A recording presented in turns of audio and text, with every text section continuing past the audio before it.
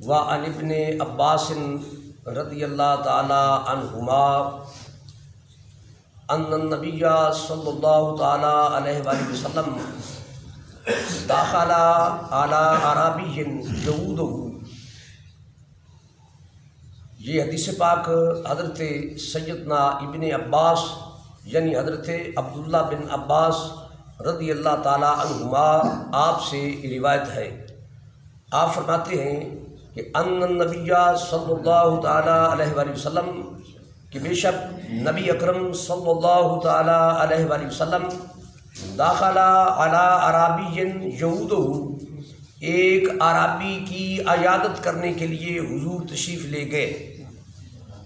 عیادت ظاہر وہ اعرابی بیمار تھا، اس کی طبیعت کا معلوم کرنے کے لیے، اس کا حال احوال پوچھنے کے لیے سرکار علیہ الصلوۃ والسلام تشریف لے گئے.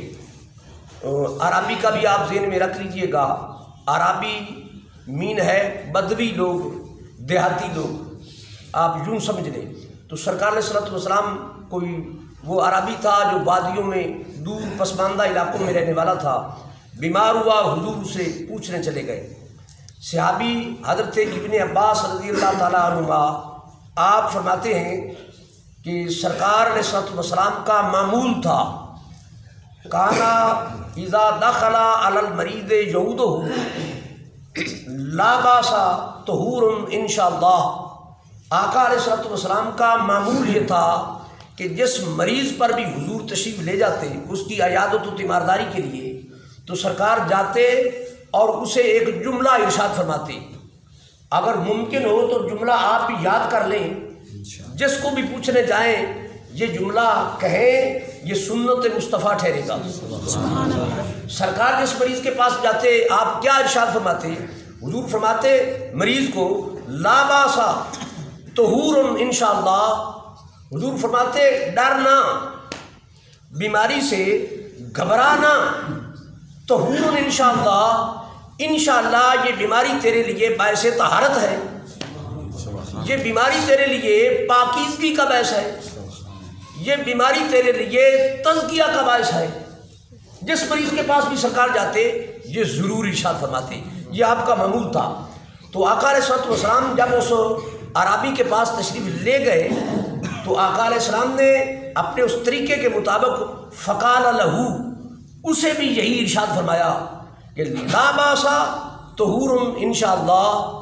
فرمایا اے اعرابی تو اپنی اس بیماری یا بخار کی وجہ سے گھبرانا، ڈرنا، طہور انشاءاللہ، انشاءاللہ اللہ نے چاہا تو یہ بیماری اور یہ بخار تیرے لیے طہارت کا باعث ہوگا، تیرے لیے پاکیزگی کا باعث ہوگا. یاد رکھیں کہ ہمارے بھی ذہن میں رہنا چاہیے کہ جب ہم کو کوئی مصیبت آئے، کوئی بیماری آئے، کوئی تکلیف آئے تو ہمیں بھی گھبرانا نہیں چاہیے. ہمیں یہ سمجھنا چاہیے کہ اس گھبراہٹ کے عالم میں، حضور علیہ الصلوۃ والسلام کی اس بیماری کے عالم میں یہ خوشخبری ہے کہ یہ بیماری تیرے لیے باعث نقصان نہیں، تیرے لیے طہارت کا باعث ہے، تیرے گناہوں کی مغفرت کا باعث ہے اور تیرے درجات کی بلندی کا باعث ہے.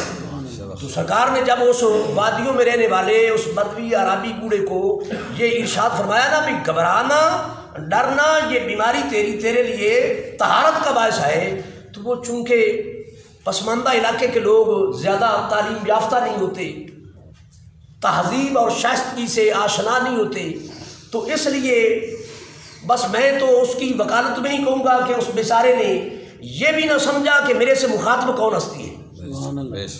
تو بس وہ اپنی سادگی میں، چونکہ وہ بخار اسے شدید تھا تو اس میں گھبرایا ہوا تھا، تو سرکار کا یہ ارشاد سننے کے باوجود بس اس کی زبان سے نکل گیا کالا. اس نے کہا کلا بل ہما طہور علی شیخ کبیر. اس نے کہا نانا حضور طہارت تورت نہیں، یہ تو بوڑھے آدمی پر بخار جوش مار رہا ہے. ہما طہور علی شیخ کبیر، یہ اس بوڑھڑے پر بخار تو جوش مار رہا ہے. آج کل ہمارے یہ اینکرز بھی نا بات کرتے کرتے درمیان میں ایک آدھ جملہ پنجابی کا کہہ جاتے ہیں، تو میں بھی سمجھانے کے لیے ایک لوکل علاقائی زبان میں ایک جملہ کہنے لگا ہوں. یعنی اس کی بات کا مطلب تھا کہ حضور طہارت کہاں، بخار تو میری لم پہ کٹ گئے، یعنی اس قسم کا اس کا مفہوم تھا کہنے کا، مگر ظاہر ہے اسے خیال تو ہونا چاہیے تھا بھی مجھے طہارت کی خوشخبری دینے والی یہ کون ذات ہے، کون سی ہستی ہے۔ بہرحال وہ مقام مصطفیٰ کے مطابق وہ نہ بات سمجھ سکا اور اس نے یوں کہہ دیا، بلکہ آگے اس نے کہا تزیرہ القبور، یہ بخار تو مجھے قبریں دکھا دے گا، یہ بخار تو مجھے قبر دکھا دے گا۔ تب پھر آقا علیہ الصلوۃ والسلام کی طبع پہ بھی شاید یہ بات مناسب نہ آپ کو محسوس ہوئی، تو سرکار نے جواب میں فقال النبی جو صلی اللہ علیہ وسلم، سرکار نے جواب میں ارشاد فرمایا چلو پھر ایسے ہی صحیح، چلو پھر ایسے ہی صحیح۔ تو یہاں سے یہ بات ایک تو سمجھ آئی بھئی مریض جیسا بھی ہو اس کو پوچھنے جانا، اس کی عیادت کرنا، یہ سنت محمد مصطفیٰ نے صلی اللہ علیہ وسلم۔ اور دوسرا حالت بیماری میں یہ زمان مصطفیٰ سے خوشخبری ہے کہ بیماری تمہارا کچھ بگاڑنے نہیں آتی، تمہارا کچھ سنوارنے آتی ہے۔ طہورم، یہ تجھے طہارت دینے آتی ہے، یہ تجھے پاک کرنے آتی ہے۔ کس سے پاک؟ گناہوں سے پاک، یہ تجھے گناہوں سے پاک کرنے آتی ہے، تمہارے من کو تصفیہ دینے آتی ہے، یہ تمہارا تزکیہ کرنے آتی ہے۔ تو جناب ہمیں جب بھی کوئی تکلیف پہنچے، کوئی مصیبت، کوئی بیماری پہنچے، تو ہمارے ذہنوں میں یہ بات ہونی چاہیے کہ یہ ہمارے درجات کی بلندی کا سبب ہے، یہ ہمیں طہارت دینے آئی ہے، تو ہمیں ٹینشن فری رہنا چاہیے۔ بلکہ جن بزرگوں نے اس رمز کو پا لیا، وہ دوسری حدیث میں جو آتا ہے بھی اللہ قیامت کو فرمائے گا بھئی تو مجھے پوچھنے نہ آیا تھا، میں بیمار تھا، مطلب ہے کہ میرے بندے کو تو پوچھنے نہ آیا تھا، تو اگر میرے بندے کو پوچھنے آتا، اس کا حال معلوم کرنے آتا، تو مجھے اس کے پاس ہی پاتا۔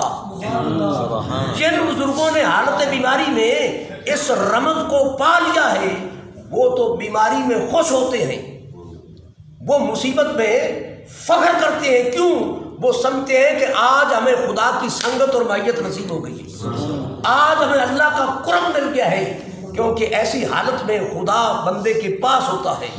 تو جو بیماری، جو مصیبت، جو تکلیف قرب خدا کا باعث بنے، وہ پریشانی کہاں ہے؟ وہ تو خوشیوں کا باعث ہے۔ تو جو بزرگ اس رمز کو پا گئے وہی تو بول اٹھے کہ جسم میرے دی بن جائے جتی تے میں یار دے پیری آواں، تے جے سونا میرے دکھ میں چلا دی تے میں سکھ نو چلے پاواں۔